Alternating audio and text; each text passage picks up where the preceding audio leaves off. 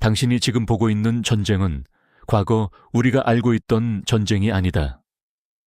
1940년 런던 대공습 당시 하늘을 가득 메운 폭격기들은 도시를 불태웠다. 사람들은 그 소리를 들으며 공포를 느꼈다. 하지만 지금은 다르다. 소리도 없이 수백 대의 작은 기계가 동시에 날아오르고 단 몇 대만 뚫려도 치명적인 피해가 발생한다. 그리고 여기서 하나의 도발적인 질문이 생긴다. 만약 전쟁의 승패가 파괴력이 아니라 비용으로 결정된다면 누가 진짜 강자인가? 지금 중동에서 벌어지는 상황이 바로 그것이다. 미국과 이스라엘이 이란을 강하게 압박하고 있음에도 불구하고 이란은 여전히 전장을 통제할 수 있는 능력을 유지하고 있다. 그 핵심은 바로 드론이다. 수백 대씩 동시에 날아오는 저가 드론은 기존 방공 시스템의 논리를 무너뜨리고 있다. 여기서 대부분 사람들은 이렇게 생각한다. 미국이 기술적으로 압도적인데 왜 이런 위협을 막지 못하는가? 그 질문은 절반만 맞다. 기술은 충분하다. 문제는 구조다. 지금 당신이 보고 있는 것은 단순한 군사 충돌이 아니라 비용 구조를 이용한 전쟁 모델의 전환이다. 이란은 값싼 드론을 대량으로 투입하고 미국은 훨씬 비싼 미사일로 대응한다. 이 구조가 유지되는 한 전쟁은 길어질수록 특정 쪽에 불리하게 설계된다. 그런데 바로 이 지점에서 예상치 못한 플레이어가 등장한다. 우크라이나다. 러시아와의 전쟁으로 이미 드론 전장을 4년 가까이 경험한 국가. 단순히 드론을 사용하는 것이 아니라 드론을 어떻게 막고 어떻게 효율적으로 파괴하는지까지 학습한 유일한 국가가 개입하기 시작한 것이다. 이건 단순한 지원이 아니다. 전장의 룰 자체를 바꾸려는 시도다. 우크라이나는 이제 단순한 피해자가 아니라 새로운 전쟁 방식을 수출하는 공급자로 움직이고 있다. 미국과 중동 국가들이 요청한 것도 단순한 무기가 아니다. 그들은 해답을 요구하고 있다. 그렇다면 여기서 한 번 더 생각해 봐야 한다. 왜 하필 우크라이나인가? 왜 다른 군사 강국이 아닌가? 이 질문의 답을 이해하는 순간 당신은 이 전쟁이 단순한 군사 뉴스가 아니라는 것을 깨닫게 된다. 이것은 기술, 자본, 그리고 권력이 재편되는 신호다. 그리고 그 중심에는 작고 저렴하지만 게임을 뒤집는 무기가 있다. 당신이 이해해야 할 첫 번째 포인트는 단순하다. 우크라이나가 움직인 이유는 이상적인 연대가 아니라 요청된 필요 때문이다. 오퍼레이션 에픽펄이 초기에 단 몇 시간 만에 미군 병력이 드론 공격으로 사망했다. 사용된 무기는 고성능 미사일도 정밀 타격 시스템도 아니었다. 상대적으로 단순한 구조의 샤헤드 드론이었다. 여기서 핵심 질문이 등장한다. 왜 세계 최강의 군대가 이렇게 단순한 무기의 타격을 받는가? 답은 기술 격차가 아니다. 문제는 비용 구조의 비대칭성이다. 이란의 드론은 한 대당 수만 달러 수준이다. 반면 미국이 이를 요격하기 위해 사용하는 패트리엇 미사일은 한 발에 수백만 달러에 달한다. 쉽게 말해 상대는 1을 쓰고 당신은 100을 쓰는 구조다. 이건 마치 누군가가 1,000원짜리 동전을 계속 던지는데 당신은 매번 10만 원을 써서 막는 상황과 같다. 기술적으로는 완벽하게 막을 수 있어도 경제적으로는 이미 지고 있는 게임이다. 그래서 요청이 발생한다. 미국은 단순히 더 많은 미사일이 아니라 다른 방식의 해답을 필요로 했다. 그리고 그 해답을 가진 국가가 바로 우크라이나다. 우크라이나는 지난 몇십 년 동안 동일한 문제를 겪어왔다.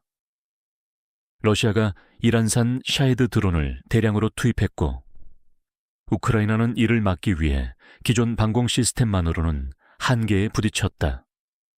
그 과정에서 우크라이나는 중요한 것을 깨닫는다. 이 전쟁은 더 강한 무기를 만드는 싸움이 아니라 더 효율적인 방어를 설계하는 싸움이라는 것. 그래서 그들은 전혀 다른 접근을 선택한다. 값비싼 미사일이 아니라 저렴한 요격 드론이다. 이제 같은 드론 대 드론 구조로 전환하면서 비용 균형을 맞추기 시작한 것이다. 이 경험이 지금 중동에서 그대로 요구되고 있다. 미국과 중동 국가들은 단순한 장비가 아니라 이미 실전에서 검증된 운영 방식을 원한다.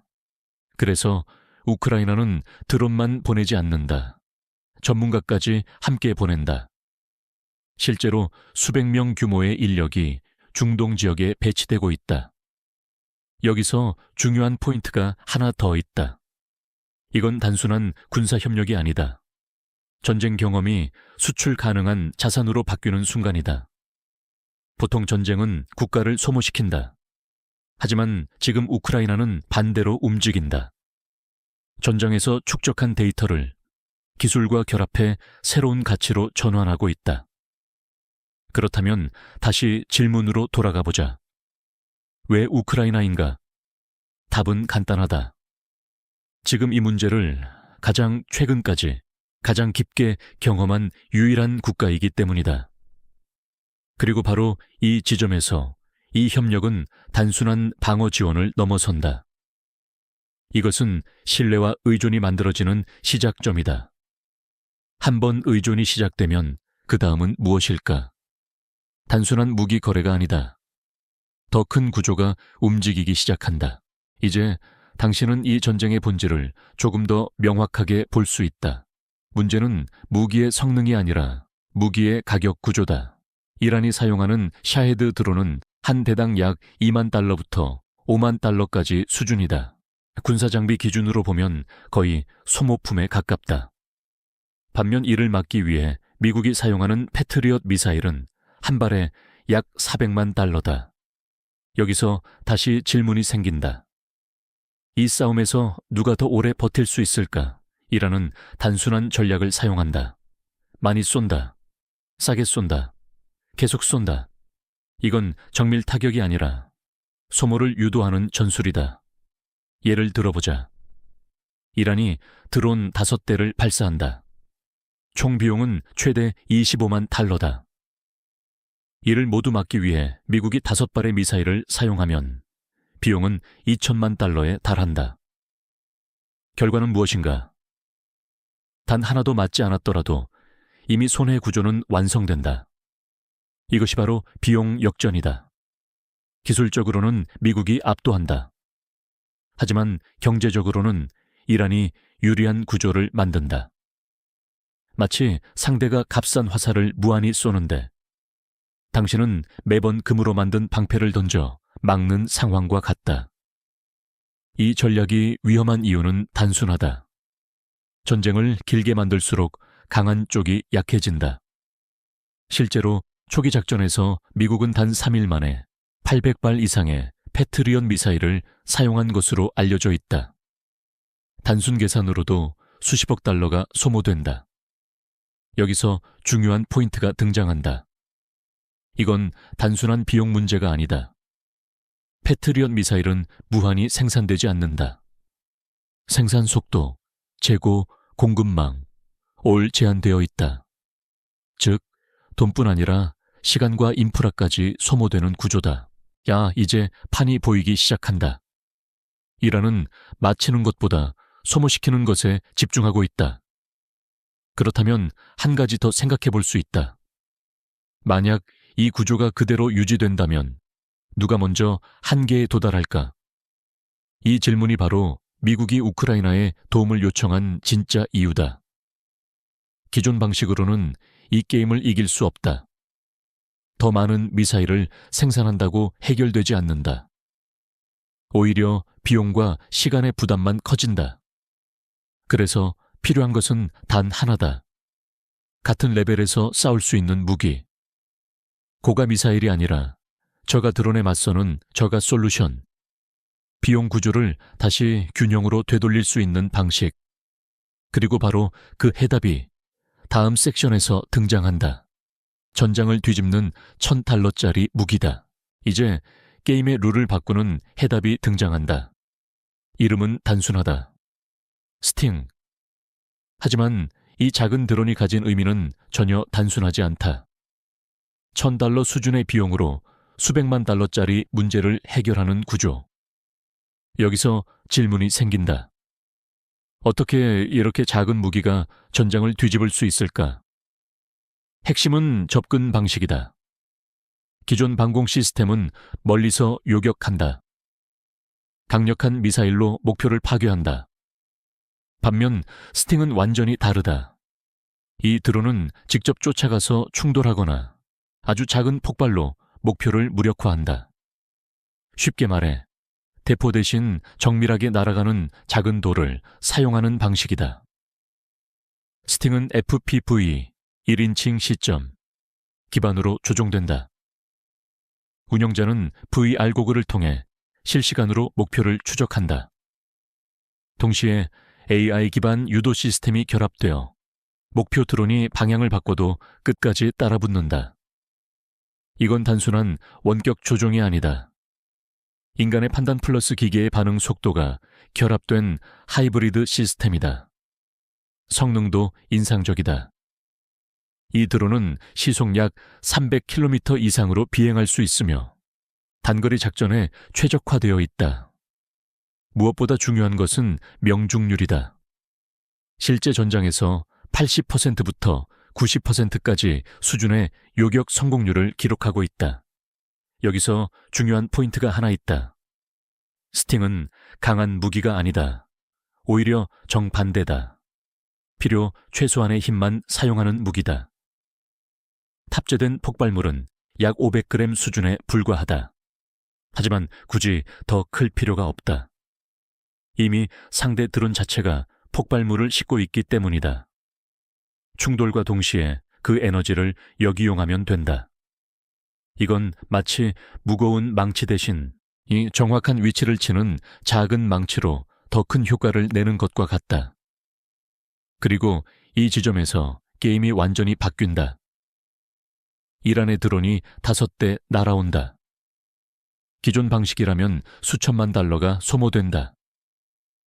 하지만 스팅을 사용하면 총 비용은 몇천 달러 수준으로 떨어진다. 비용 구조가 완전히 뒤집힌다. 이제 더 이상 미국이 손해를 보는 게임이 아니다. 오히려 드론을 많이 보낼수록 이란이 더 큰 부담을 지게 된다. 이 변화는 단순한 기술 혁신이 아니다. 전쟁의 경제 모델 자체를 재설계하는 사건이다. 그렇다면 여기서 한 가지 더 생각해 볼 수 있다. 이렇게 효과적인 무기가 이미 존재했다면 왜 지금까지 사용되지 않았을까? 답은 간단하다. 이건 실험실에서 나온 기술이 아니라 실제 전장에서 검증된 결과물이기 때문이다. 우크라이나는 이 시스템을 이미 대량으로 운용하며 데이터를 축적했다. 그리고 이제 그 경험을 외부로 확장하기 시작한다. 이 순간 스팅은 단순한 드론이 아니다. 하나의 신호다. 전쟁이 더 이상 누가 더 강한가의 문제가 아니라 누가 더 효율적인 구조를 설계하는가의 문제로 이동하고 있다는 신호. 그리고 그 다음 단계에서는 돈의 흐름 자체가 움직이기 시작한다. 이제 당신은 이 전쟁이 단순한 군사 충돌이 아니라는 것을 이해하기 시작한다. 이건 돈의 흐름이 어디로 이동하는가에 대한 이야기다. 지금까지의 구조를 다시 보자. 이란은 수만 달러짜리 드론을 쏜다. 미국은 수백만 달러짜리 미사일로 막는다. 이 구조에서는 시간이 길어질수록 비용이 누적되고 결국 한쪽은 지출 압박에 직면한다. 그런데 스팅이 등장하면서 이 흐름이 뒤집힌다. 이제 같은 상황을 다시 계산을 해보자. 이란이 드론 5대를 발사한다. 최대 비용은 25만 달러. 하지만 이를 요격하는 비용은 5천에서 1만 달러 수준으로 떨어진다. 여기서 핵심 질문이 다시 등장한다. 이제 누가 더 오래 버틸 수 있는가? 답은 명확하다. 비용 구조가 바뀌는 순간 전쟁의 방향도 바뀐다. 이전에는 이란이 소모를 유도하는 쪽이었다. 하지만 이제는 반대다. 드론을 많이 보낼수록 오히려 자신의 자원이 더 빠르게 줄어드는 구조가 된다. 이건 단순한 균형이 아니다. 완전한 역전이다. 쉽게 말해 게임의 룰이 바뀌었다.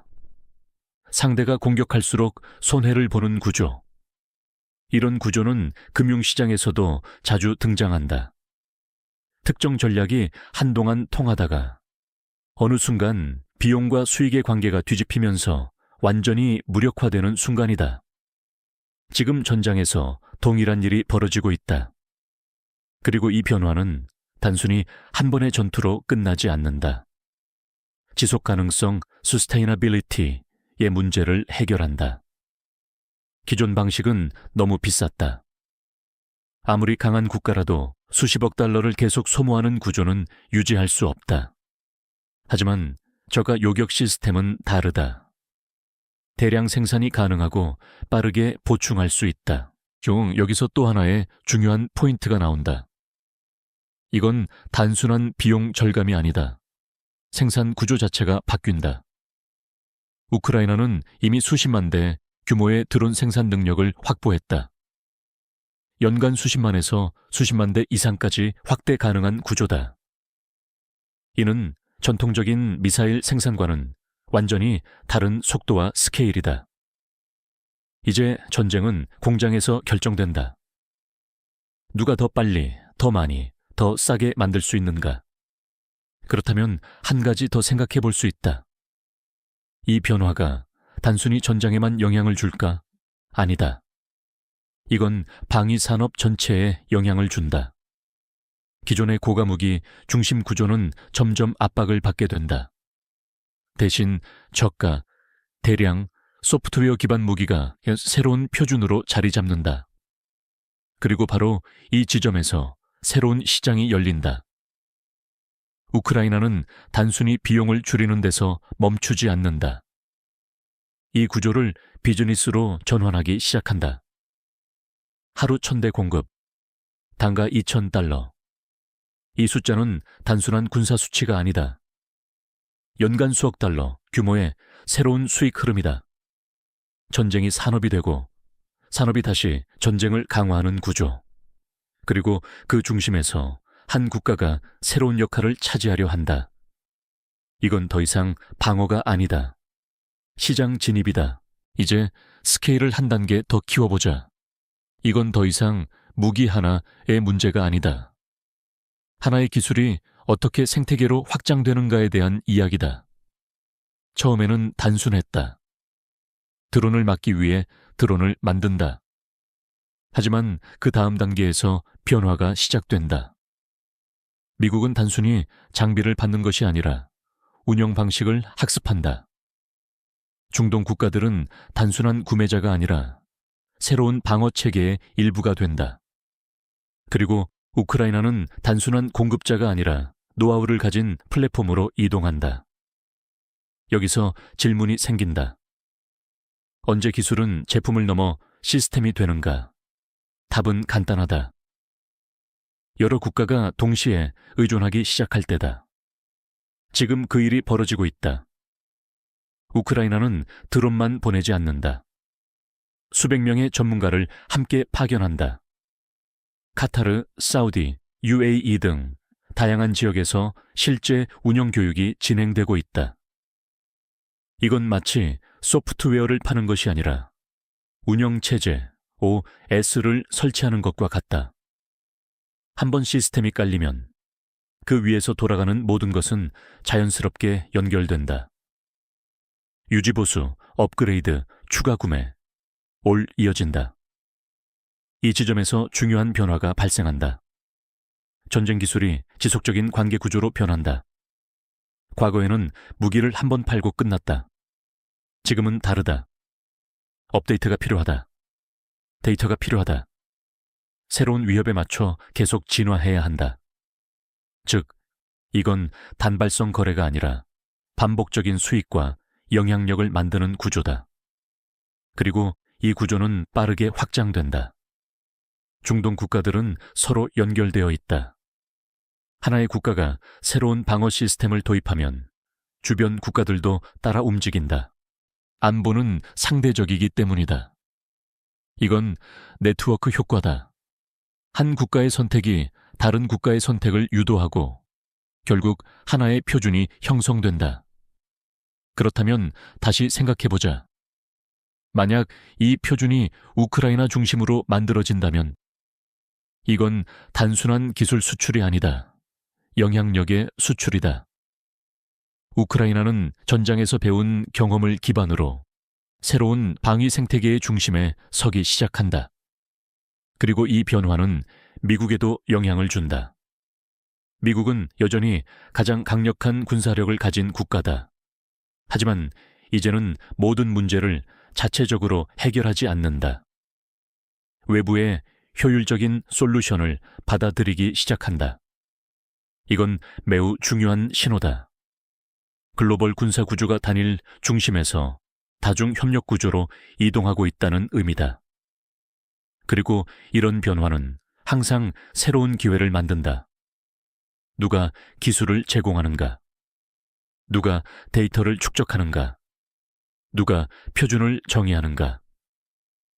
이 세 가지를 쥔 쪽이 다음 단계를 지배한다. 그리고 지금 그 퍼즐이 맞춰지고 있다. 다음 단계에서는 더 명확해진다.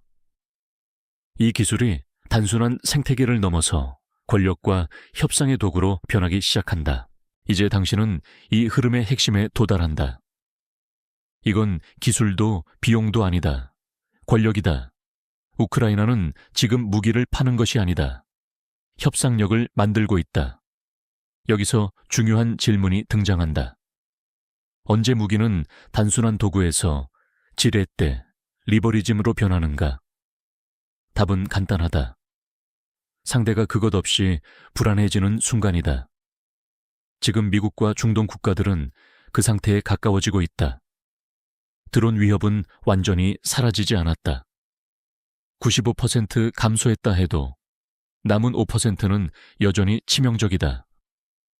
그리고 그 5%를 막는 가장 효율적인 방법이 우크라이나의 시스템이라면? 의존은 자연스럽게 시작된다. 이건 단순한 무기 구매가 아니다. 안보의 일부를 외부에 맡기는 결정이다. 이 순간 관계의 성격이 바뀐다. 우크라이나는 도와주는 국가에서 필요한 국가로 이동한다. 그리고 이 차이는 결정적이다.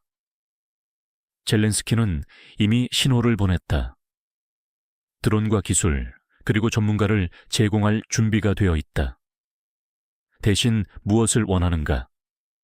직접적으로 말하지 않지만 구조는 명확하다. 기술과 자원을 교환하는 거래. 우크라이나는 모든 것을 스스로 생산할 수 없다. 특히 고급 방공 시스템, 미사일, 첨단 장비는 외부 의존도가 높다. 그래서 새로운 전략이 등장한다. 현장에서 검증된 드론과 운영 능력을 제공하고 그 대가로 더 고급 기술과 자원을 확보하는 방식이다. 이건 단순한 거래가 아니다. 전쟁을 통해 축적한 능력을 외교 자산으로 전환하는 과정이다. 그리고 이 구조는 더 큰 의미를 가진다. 미국 입장에서 보자. 우크라이나는 단순히 지원을 받는 국가가 아니다. 이와 필요할 때 실제로 도움이 되는 파트너다. 반면 러시아는 이란과 협력하며 드론 기술과 정보를 제공한다. 이 대비는 명확하다. 한쪽은 문제를 해결하고 다른 한쪽은 문제를 만든다. 그렇다면 선택은 자연스럽다. 이건 단순한 군사 협력이 아니다. 정치, 외교, 그리고 향후 협상까지 영향을 미친다. 특히 미국이 러시아와의 협상을 고려하는 상황에서 우크라이나는 자신의 가치를 다시 정의하고 있다. 우리는 필요하다. 이 메시지를 행동으로 증명하는 것이다. 그리고 중동 국가들에게도 같은 메시지가 전달된다. 우크라이나는 이미 수백 명의 전문가를 파견하며 실제 위험을 감수하고 있다. 이건 단순한 판매가 아니다. 관계를 만드는 투자다. 한번 관계가 형성되면 그 다음 단계는 예측 가능하다. 더 많은 계약, 더 깊은 협력, 더 강한 의존. 이렇게 해서 우크라이나는 새로운 위치를 차지한다. 전장의 한가운데에서 글로벌 안보 네트워크의 연결점으로 이동한다. 그리고 이 변화는 마지막 단계로 이어진다. 이제 질문은 이것이다. 이 새로운 구조 속에서 미래의 전쟁은 어떻게 바뀌는가? 이제 모든 퍼즐이 맞춰진다. 당신이 보고 있는 변화는 하나의 사건이 아니다. 전쟁의 공식이 다시 쓰이고 있는 순간이다. 과거의 전쟁은 단순했다. 더 큰 무기, 더 강한 화력, 더 많은 자원. 이 세 가지가 승패를 결정했다. 하지만 지금은 다르다. 작고 싸고 빠른 시스템이 비싸고 무겁고 느린 구조를 압도하기 시작한다. 여기서 한 가지 질문이 남는다. 앞으로의 전쟁은 누가 이길까? 답은 예상보다 단순하다. 더 강한 쪽이 아니라 더 효율적인 구조를 가진 쪽이다. 드론은 그 시작일 뿐이다. 이미 레이저, AI, 자동화된 방어 시스템까지 다음 단계의 기술들이 등장하고 있다. 이들은 공통점을 가진다. 비용을 낮추고 반복을 가능하게 하고 인간의 개입을 줄인다. 이건 단순한 기술 발전이 아니다. 전쟁을 소프트웨어화하는 과정이다. 그리고 소프트웨어의 세계에서는 한번 구조가 만들어지면 빠르게 확산된다. 표준이 만들어지고 그 표준을 가진 쪽이 시장과 권력을 동시에 장악한다. 지금 우크라이나가 하고 있는 일이 바로 그것이다. 전장에서 살아남기 위해 만든 시스템을 글로벌 표준으로 확장하려는 시도. 이건 단순한 생존 전략이 아니다. 미래를 선점하려는 움직임이다. 여기서 잠시 속도를 늦춰보자. 이 변화는 단순히 국가 간 힘의 균형만 바꾸지 않는다.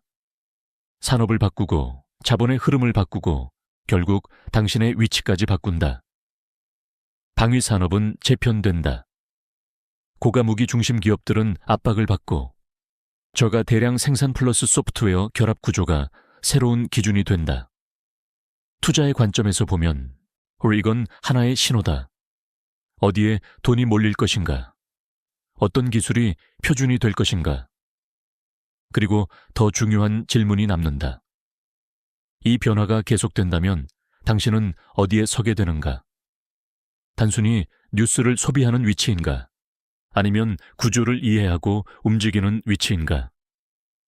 지금은 그 경계가 만들어지는 시점이다. 보이지 않는 전쟁이 보이지 않는 기회를 만들고 있다. 그리고 대부분은 그것을 놓친다. 왜냐하면 여전히 힘만 보고 있기 때문이다. 하지만 진짜 변화는 구조에서 시작된다. 이 흐름을 이해하는 순간 당신은 같은 세상을 다르게 보게 된다. 전쟁은 끝나지 않는다.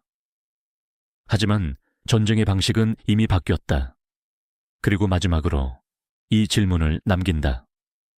이 전환 속에서 당신은 어디에 서 있는가? The ones who recognize the current before it becomes a wave are the ones who shape the future.